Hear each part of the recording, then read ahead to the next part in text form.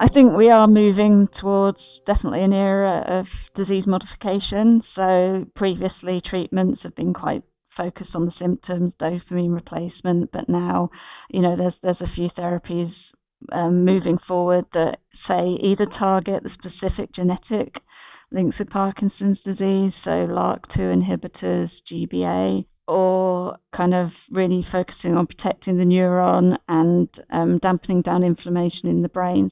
So we should be able to actually halt the progress of these neurodegenerative conditions. And the other area is actually clearing, similar to we're seeing in Alzheimer's disease with therapies being approved that actually clear amyloid. There's efforts on clearing the pathological protein synuclein that's also implicated in Lewy bodies in Parkinson's disease. So we'll see, movement there towards actually clearing that pathology as well.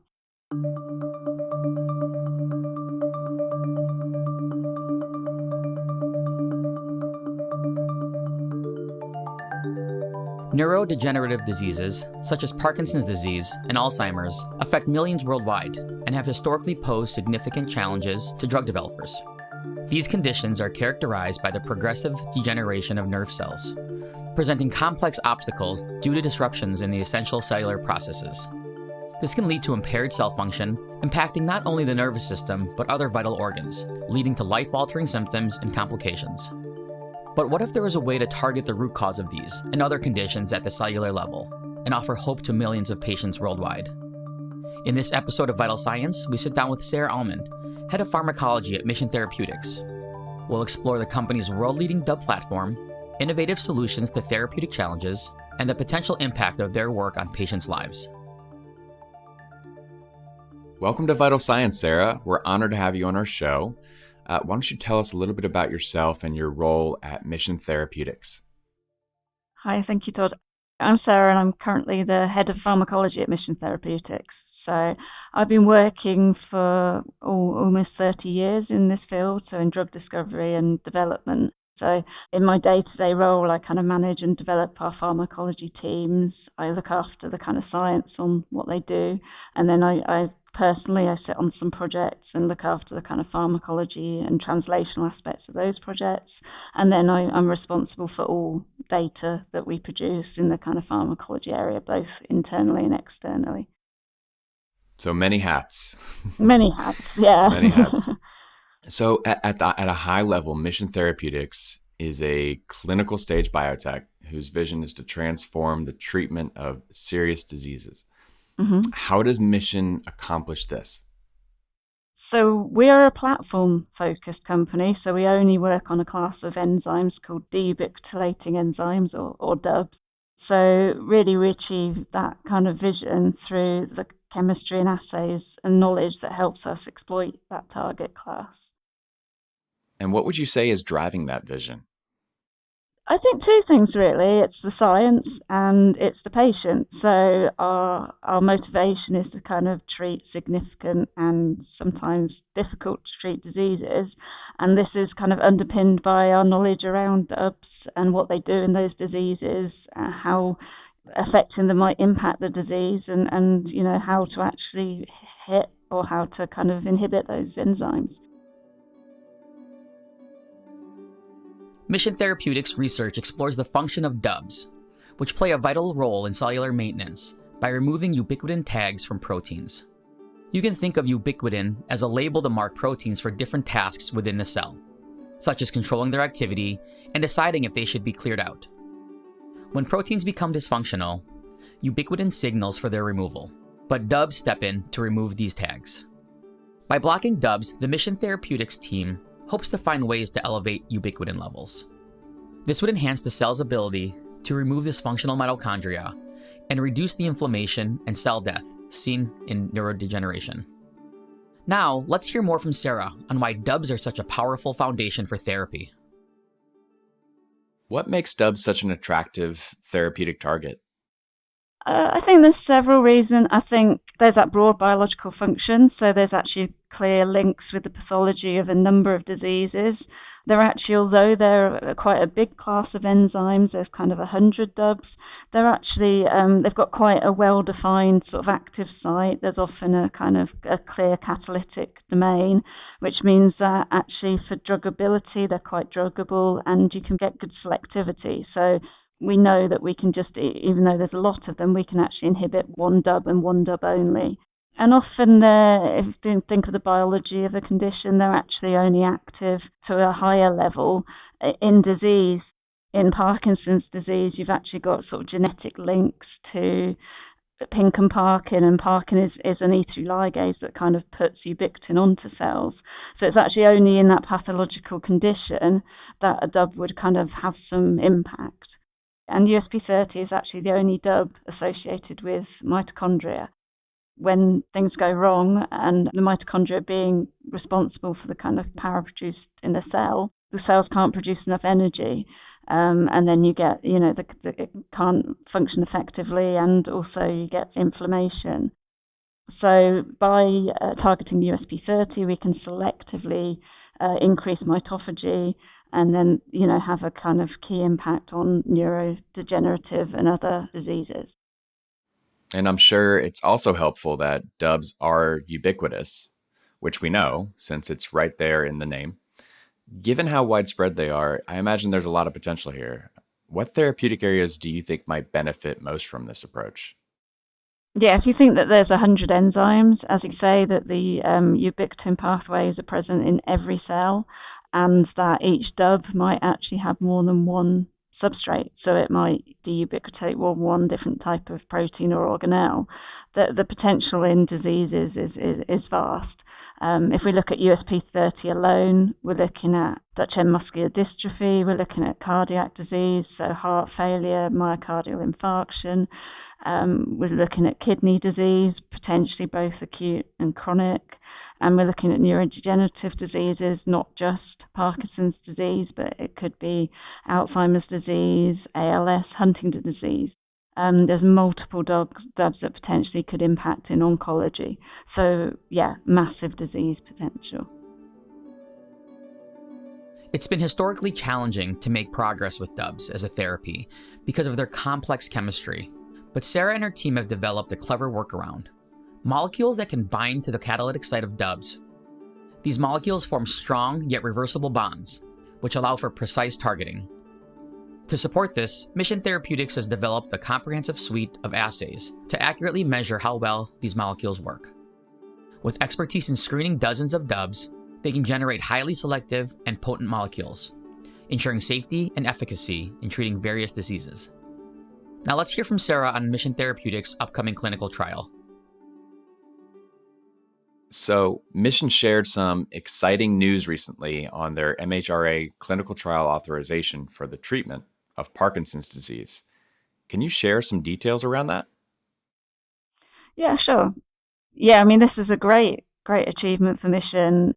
So we had approval to take our lead compound, our CNS penetrant dub inhibitor, so MTX115325, into the clinic. And this is the first time that a USP30 inhibitor accessing the brain has actually gone into patients. So by the time people are listening to this, hopefully our phase 1 will be underway. So 325 is an inhibitor of USP30. It's very potent, it's very selective, and we've published recently a paper that shows that it's able to drive mitophagy, it's able to increase ubiquitination of kind of key substrates, and it's efficacious in animal models of Parkinson's disease. So Parkinson's disease is a devastating degenerative condition that affects the central nervous system, and diagnosis has sadly become increasingly common. What potential does MTX325 have as a possible disease-modifying therapy for these patients? So 325, as we've mentioned, is an inhibitor of USP30, and USP30 has strong target links with Parkinson's disease. I mentioned about the E3 ligase parkin that actually ubiquitinates mitochondria, and pink mutations in parkin and pink, which is the sort of molecule that actually brings it to mitochondria, are actually really prevalent. They're kind of strong cause in the familial aspects of Parkinson's disease. And mitophagy is a pretty established sort of hypothesis that there's defective mitophagy in Parkinson's neurons in Parkinsonian patients. So we'd expect to be neuroprotective. So you'd expect that if we treat patients with 325, that actually, because you're improving the cell health, the neurons will survive longer.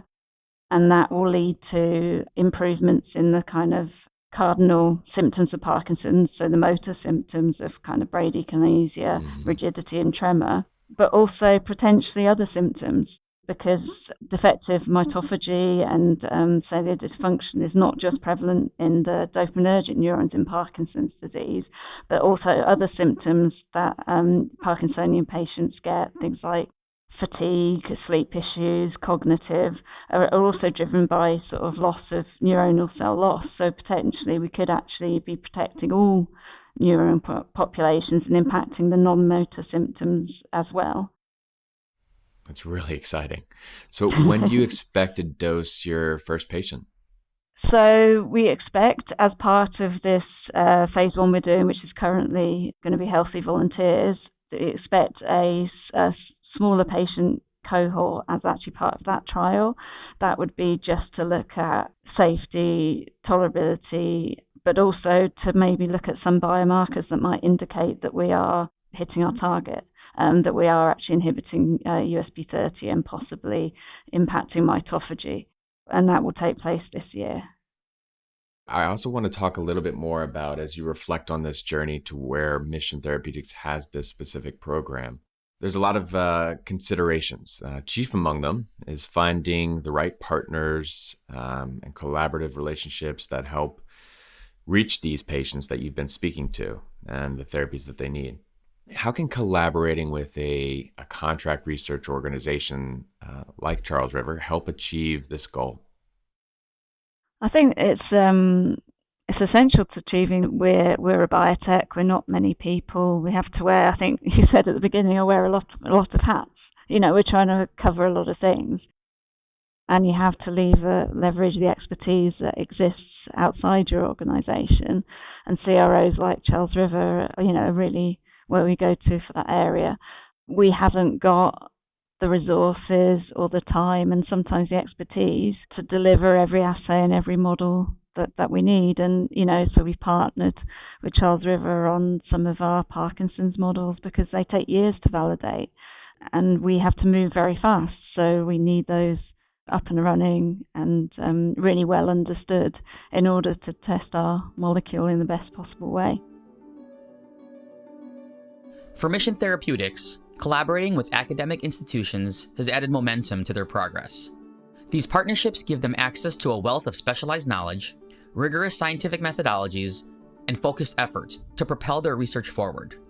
But the benefits also extend to the larger scientific community. Mission Therapeutics recently teamed up with scientists at Harvard and Cambridge University on a publication to promote Parkinson's research and disease awareness.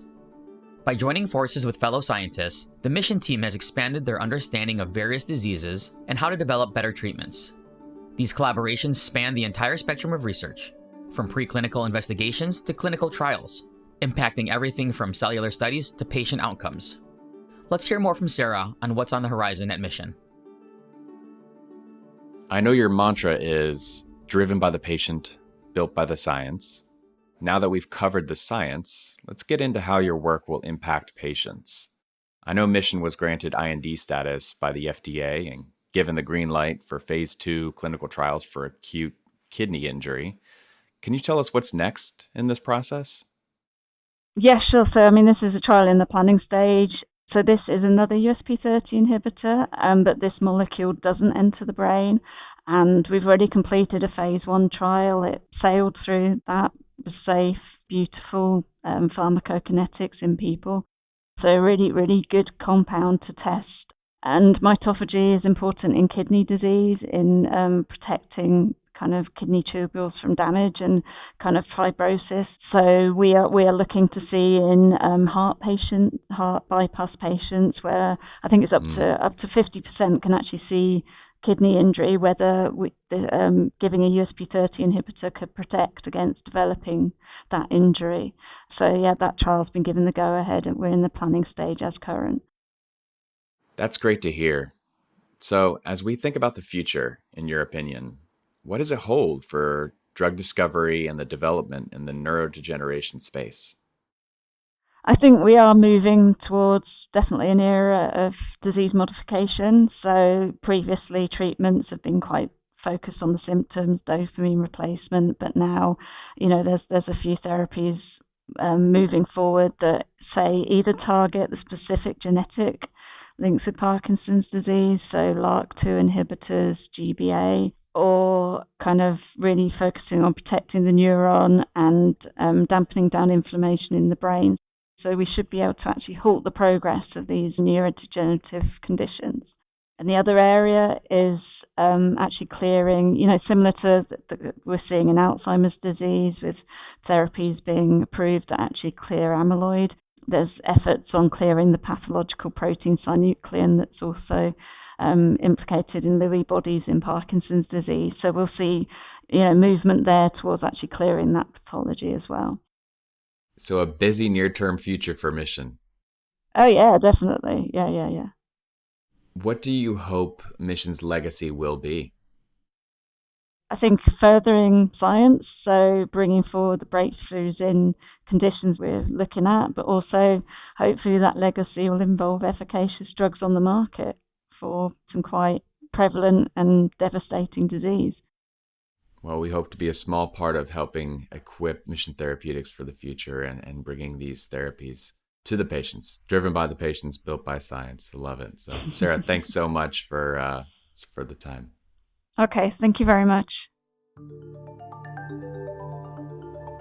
Sarah Almond is the head of pharmacology at Mission Therapeutics. Our next episode of Vital Science will be coming to you in May. Until then, thanks for listening. Did you know that Vital Science recently launched a new limited series called Bold New Approaches? The series focuses on the voice of current perception of NAMs, the convergence of science and tech, alternative methods in regulatory, and the road ahead for therapeutic developers.